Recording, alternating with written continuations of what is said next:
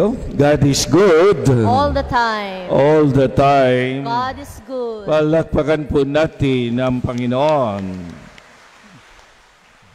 So ito ay isang dakilang kapistahan, isang pag-alaala na isinasagawa natin kapag tayo'y nag-alaala, nangyayari ang epekto ng pag-alaala natin. Ibig sabihin, nagsasangayon tayo ng ating pag-alaala. At itong pag-alaalang ito ay nagdudulot sa atin ng patuloy na pagtanggap ng mga biyaya. Kaya nung siyam na araw nating pinagnunubina ang Kapaskuhan, tumatanggap tayo ng biyaya. Tinatanggap natin ang biyaya ng pagkakilala sa ating Panginoong Jesucristo.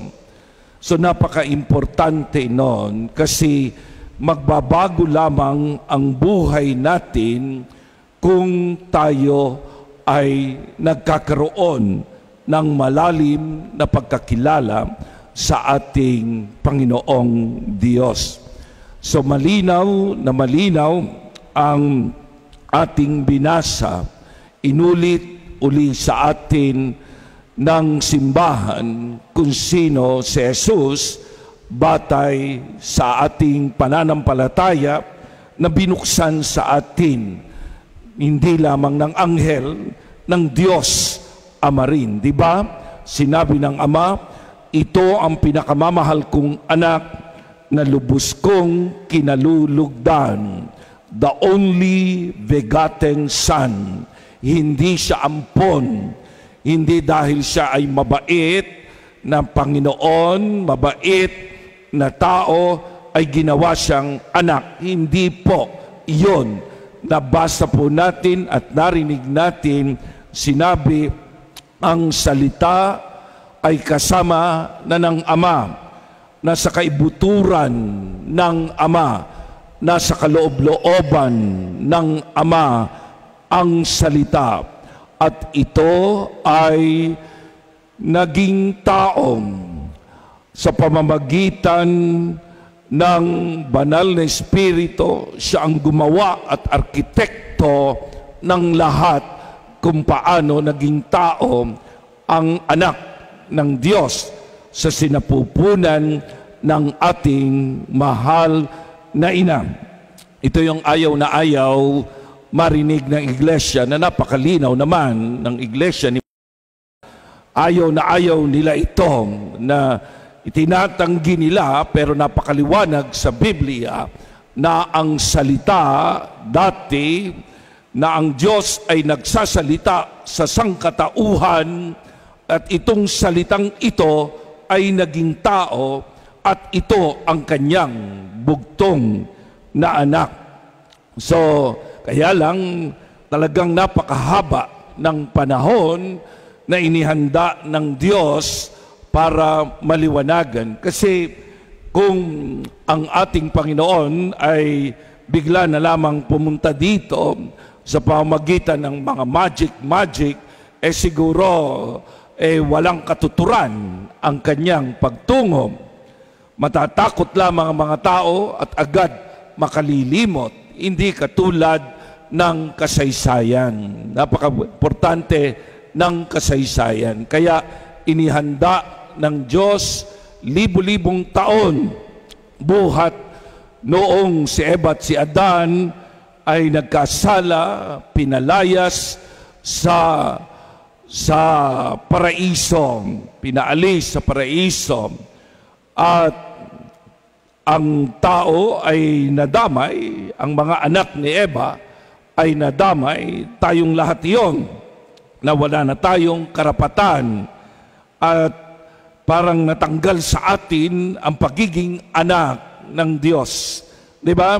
Natanggal sa atin ang isang napakagandang kalagayan na tayo ay nakakarating sa Ama, na tayo ay kasama ng Ama. kasama ni Eva at ni Adan. Kaya ang Diyos ay gumawa ng paraan, at ang paraan na ginawa ng Diyos mismo ay ipinangako niya na siya'y magpapadala ng isang higit pa sa propeta. Pag sinabing higit pa sa propeta, hindi lamang ito pangkaraniwang tao, kundi ito ay kanyang bugtong na anak. So inihanda niya ang kasaysayan mula kay Abraham, mula kay Jacob, patungo kila David, libo-libong taon, at yung libo-libong taon na yon, ang tao ay laging umaasa na kailan kami ibabalik ng Diyos bilang mga anak. Kailan kami makakaawit sa Kanya. Kailan kami makasasamba sa Kanya muli. Kailan kami tatanggapin muli ng Diyos. At iyon ay nangyari sa pamamagitan ng pagsilang ng ating mahal na ina. At yun ang inaalala natin sa Kapaskuhan. Nangyari ito 2025 taon na ang nakakaraan. At ngayon nga inaalala sa Roma ito, at ito ay ginawang jubileo. Ibig sabihin, ang pagsasaya, pagdiriwang, taon ng biyaya sa sangkatauhan. Ngayong 2025 ay dineklarang taon ng biyaya. Anong biyaya ang dapat nating maranasan ngayong taong 2025? Ay yung biyaya ng pag-asa. Siguro ang iniisip ninyo, biyaya ng material na bagay, biyaya ng pera, biyaya ng ating kayamanan, ng lupa, biyaya ng ating karunungan, biyaya ng swerte ng ating buhay, biyaya ng pagkakaisa. Yan ang iniisip natin. Yung mga biyayang yan ay nandyan na sa daigdig. Pero ang biyaya na sinasabi ng Panginoon ay biyaya ng pag-asa sa atin. Kailan natin ito pahalagahan ang pag-asa na ibinibigay sa atin ng Diyos. Ang pag-asang napakalaki, ang pag-asa ng kaligtasan, ang pag-asa na hindi tayo iniiwan ng Diyos, sinasamahan tayo, libong taon man ang nagdaan, ang Diyos na ating inaasahan ay nariyan lang palagi. Palagi tayong itinatawid, palagi tayong tinutulungan, palagi tayong ipinagtatanggol at iniaadya sa masama. Yun po yung ating inaasahan. Kung hindi man natin nararamdaman ito ngayon sa atin dahil maraming mga banta ng giyera, banta ng mga sakuna, banta ng kagutuman, banta ng kasamaan ng mga bisyo, ang ating dapat na tignan dito ay isinilang ang Panginoon. Nariyan kasama natin ang Diyos at hindi tayo iiwan ng Diyos kailanman. Kaya sabing ganon, naroon ang salita noon pa man nagsasalita sa sangkatauhan, ngunit ang salita ay naging tao. Kasama natin itong salitang Panginoon, ang salita na pinagbuntis ng ating mahal na ina ngayon ay kasama natin at tayo ay patuloy na tinutulungan. Isang dapat nating makita rito, mga minamahal na kapatid, ang Diyos na napakagaling magplano. Diyos ng pagpaplano. Mapapansin ninyo sa kasaysayan, pinlano niyang lahat. Kagabi pinakinggan natin na ang pagsilang ni Jesus ay talagang nakaplano. Biro mo, para makauwi itong si Jose at si Maria sa kanilang lugar na kung saan isinilang ang mga ninuno ng ating Panginoon. Nandoon isinilang si Raquel, si Jacob, doon tumira. Doon din tumira si Ruth na kanyang kanununuan. At doon lumabas si Haring David na kung saan nakalinya ang lahi ni Jesus bilang Hudyo. Si Solomon at yung mga propeta, nagpunta sila sa Bethlehem. So, ang ibig sabihin ng Bethlehem ay lugar ng tinapay, house of bread. So, lugar ng tinapay, bahay ng tinapay. So, kung mapapansin ninyo, mga minamahal na kapatid, talagang dinala sila doon sa lugar na yon upang sabihin na ito ay parte ng kasaysayan. Hindi lamang ito aksidente. Hindi lamang ito pagkakataon, kundi talagang ang Diyos ay pinlano niyang lahat para makita ang linya ng kasaysayan sa kanyang pagkaplano na hindi ito basta-basta dumating lamang sa daigdig na ito o ito isang pagkakataon. Kaya anong gustong sabihin sa atin? Gustong sabihin sa atin, marunong tayo sanang magplano ng ating buhay. Pagkatapos ng Pasko, paano mo ipaplano ang iyong buhay?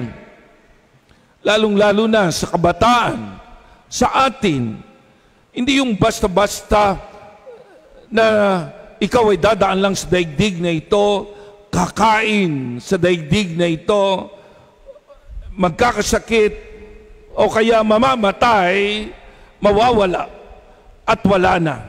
Hindi kailangan nakaplano ka kung paano lulusog ang iyong pananampalataya, lalawak ang iyong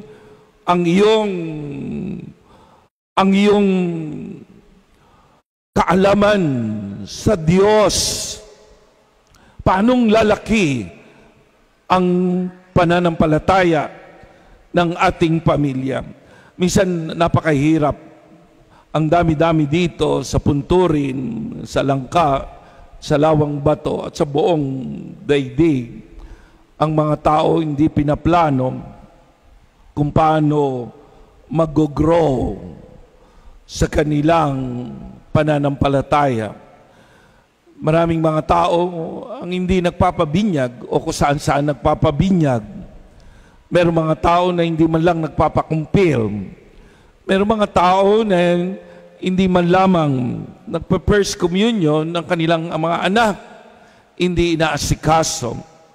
Merong mga tao hindi na nagpapakasal. Parang walang landas ng pananatili sa Diyos.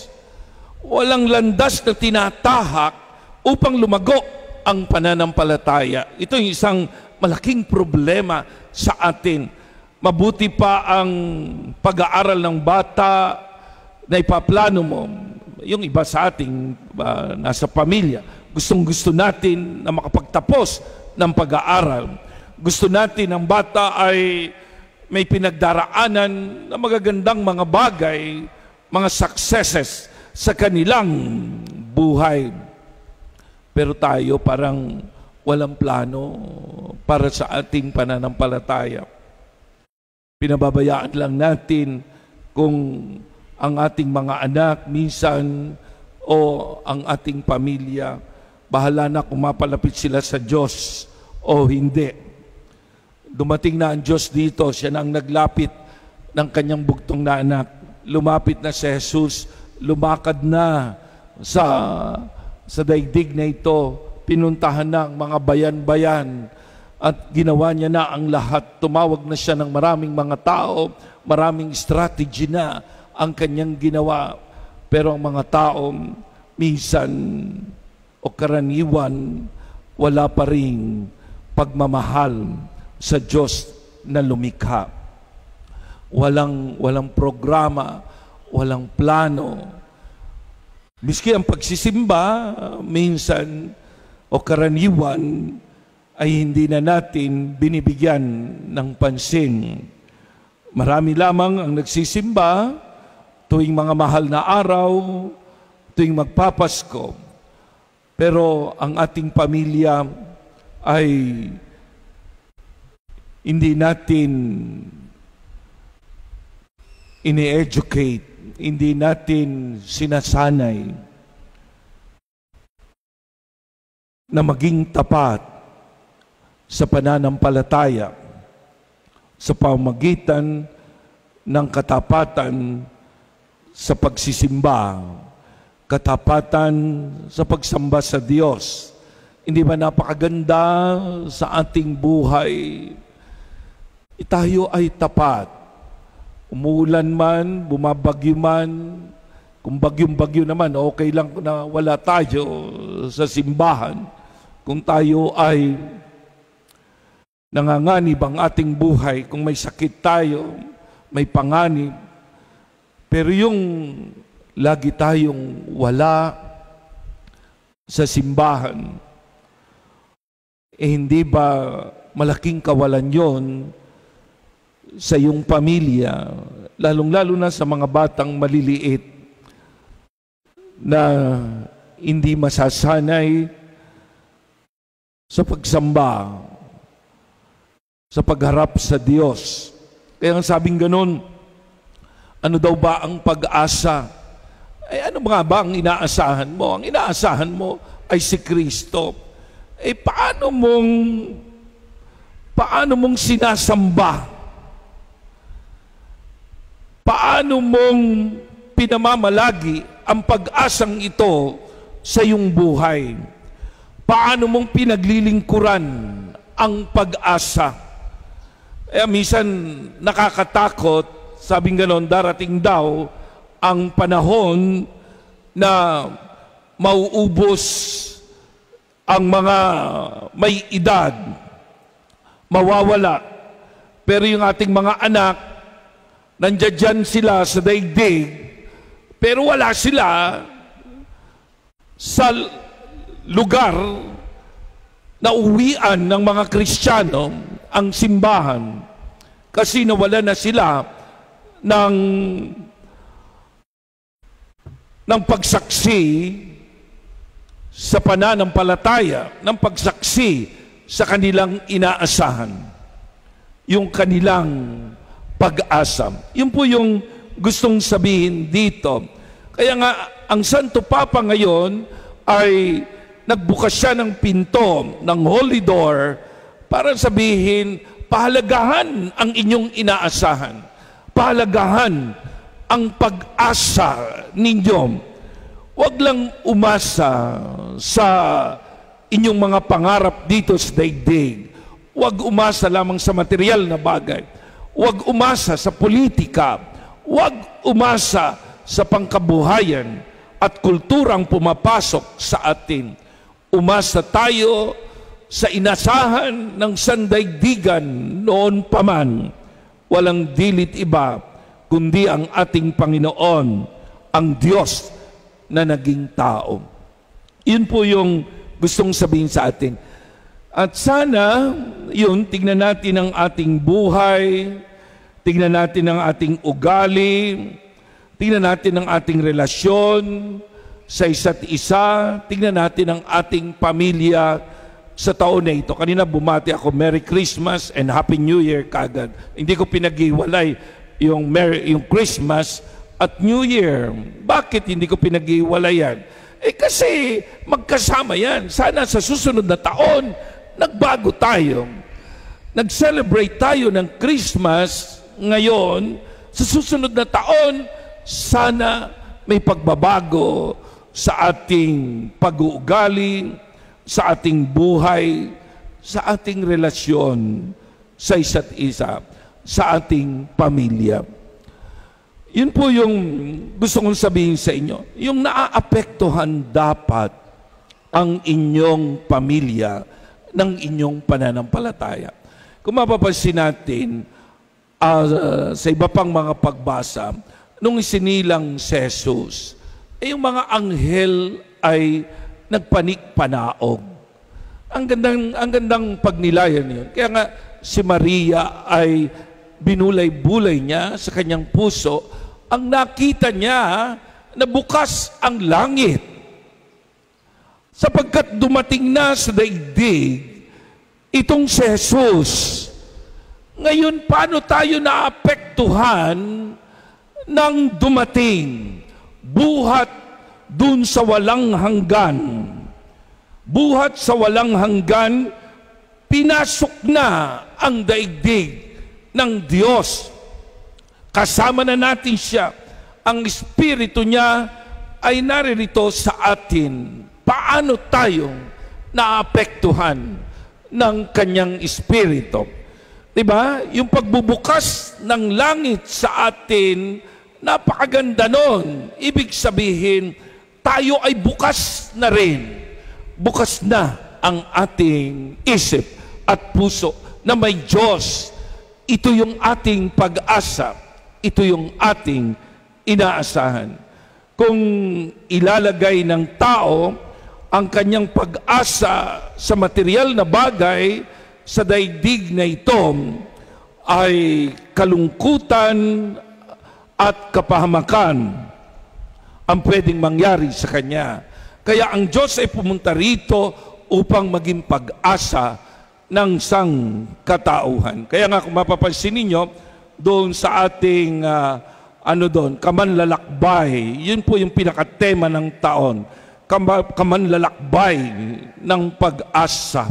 Tayo'y naglalakbay ng may pag-asa, na may Diyos. Aware tayo na may Diyos. Kaya tayo ay naglalapit ng ating sarili sa Diyos at naglalapit ng ating pamilya sa Diyos. Huwag kang lumakat sa daigdig na ito nang walang Diyos. Sinabi nga, siya ang buhay, siya ang liwanag, siya ang landas natin, siya ang ating inaasahan. Dapat malinaw yun sa atin. The first priority natin. Ikalawa, ang sentro ng Christmas talaga, kung mapapansin nyo yung pagbasa kagabi, ay tungkol sa mga dukha. Ang unang pinakitaan ng mga anghel at ginising ng mga anghel ay ang mga pastol, yung mga kaawa-awa, yung mga nasa laylayan ng lipunan, yung mga napabayaan. Sino yon? Pwede yung mga makasalanan. Tayo. Di ba? Sino pa yon? Yung mga kaawa-awa na mga mahihina, may sakit. Yung mga miyembro ng iyong pamilya, kahabag-habag, yung mga tao sa ating kapaligiran. Sabing ganun, bigyan natin ng pansin ang mga ito. Ang daigdig ngayon ay pasarapan ng buhay, pasayahan ng buhay, payamanan ng buhay. Pero sinasabi ng pagbasa mula pa kagabi na siya ay pumunta para sa kaawa-awa. So bigyan din natin ng programa ang ating kaawa-awa sa ating pamilya. paano mong tutulungan ang iyong kapatid na naghihikahos? Oo, nagkamali sila. Sa palagay ko, sila ay nagkaroon ng bisyo. Pero paano mong tutulungan ang mga magulang mong may sakit? Paano mo silang sasamahan? Ako bilang karanasan, kahit saan man ako magpunta, yung mga may sakit ay laging kaawa-awa. Pagkatapos ng mga matatanda na magtrabaho para sa mga anak, at yun ay pinakikinabangan ng mga apo, yung mga lolo at lola, yung mga matatanda, nakikita kong nasa maruming kwarto, nasa lugar na walang pumapansin. Pati nga ang gobyerno, napapabayaan ang mga may sakit. Napakamahal ng medisina. O sige, nandoon na tayo. Nagpapabaya ang pamahalaan sa mga may karamdaman, sa mga kaawa-awa at kahabag-habag. Pero tayo bang mga Kristiyano, ikaw na anak, paano mong mamahalin, ipadadama ang pag-ibig, pagmamahal, bago sila yumaong, maramdaman muna nila na mahal sila ng kanilang mga anak na pinagbuwisan nila ng kanilang buhay, na pinag-alayan nila ng kanilang mga panahon, araw at lakas. Ngayong sila ay papunta na doon sa kabilang buhay, malapit na sila doon sa kabila. Paano mo bang ipinababaon ang pag-asa at pag-ibig sa kanila? Ako yawang-awa, meron akong napuntahang mga may sakit dito. Ang mga anak nag-aaway-away kung sino mag-aalaga. Kaya ang tingin na ng matanda, napapaligiran na siya ng demonyo, imbis na mga anghel. Napapaligiran na siya ng demonyo. Gusto niya nang mamatay. Ang saklap. Awang-awa ako. Ang dumi-dumi ng matanda. Ang sama ng amoy. Nakakaawa. Kabag-kabag ang kanyang kalagayan. Paano mong sasabihin sa taong iyon na nandiyan ang Diyos kung walang nagmamahal sa Kanya? Kung ang mga apo ay mas mahal pa ang cellphone at hindi binabati, hindi kinakausap ang mga lolo at lola. Tandaan mo ang tunay na dahilan ng pagpunta ni Jesus dito.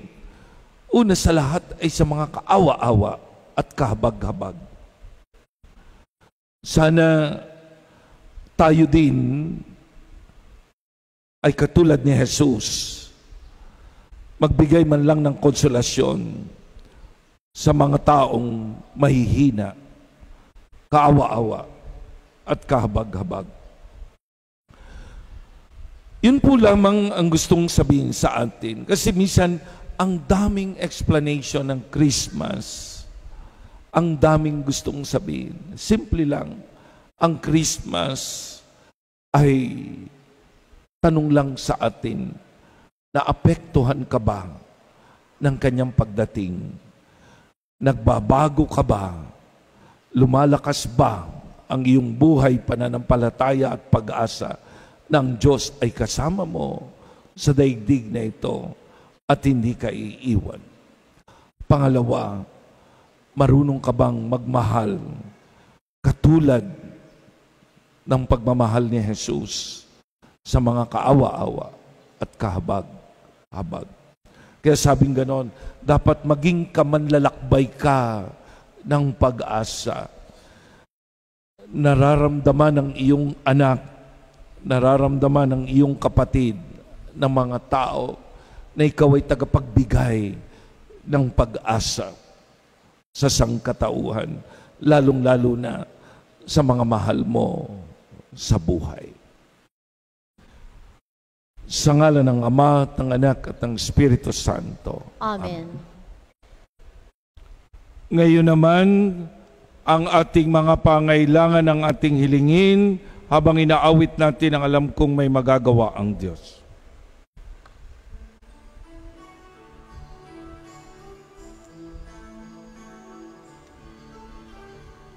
Alam kong may magagawa ang Diyos.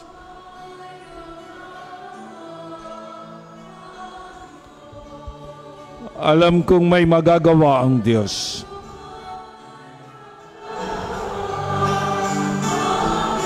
Kung ako'y magtatapat sa Kanya'y maglilingkod,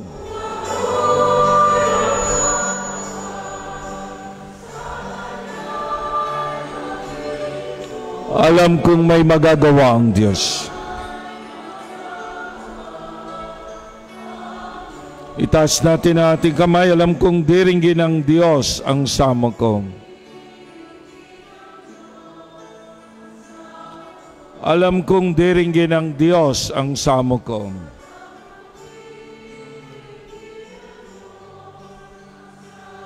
Kung ako'y magtatapat sa Kanya'y maglilingkod,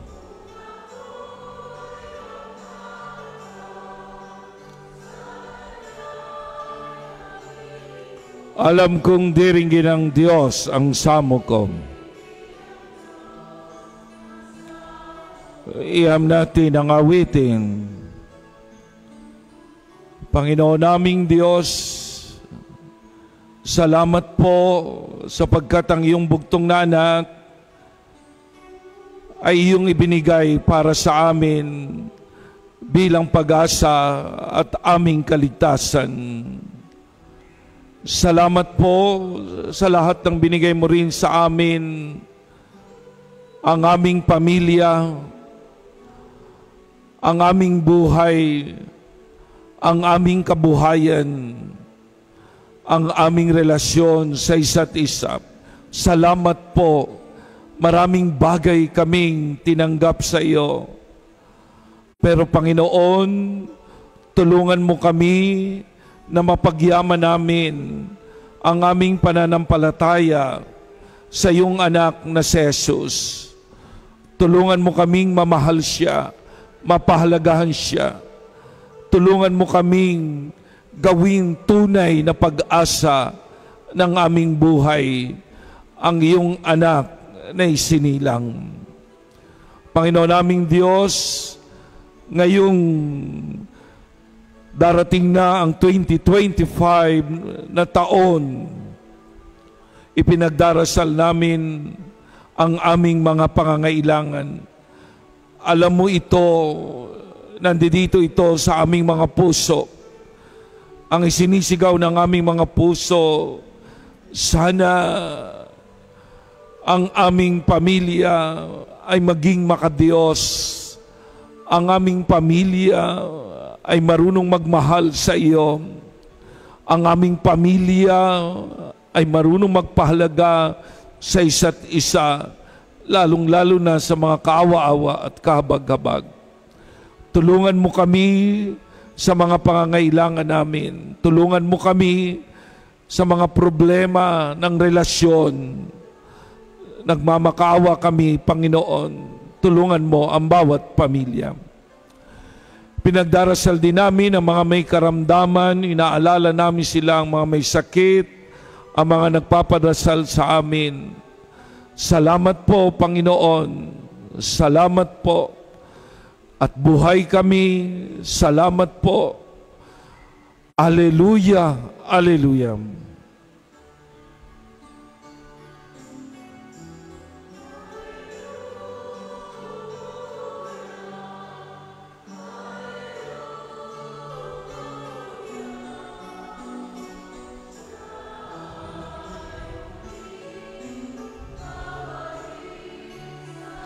Alleluia, alleluia.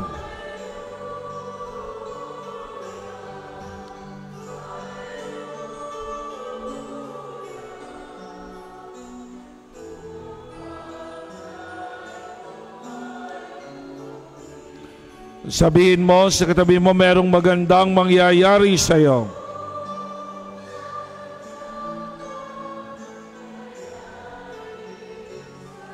Kung lalapit ka kay Jesus,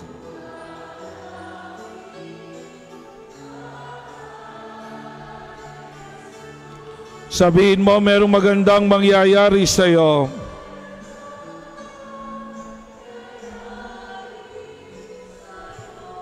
Kung lalapit ka kay Jesus.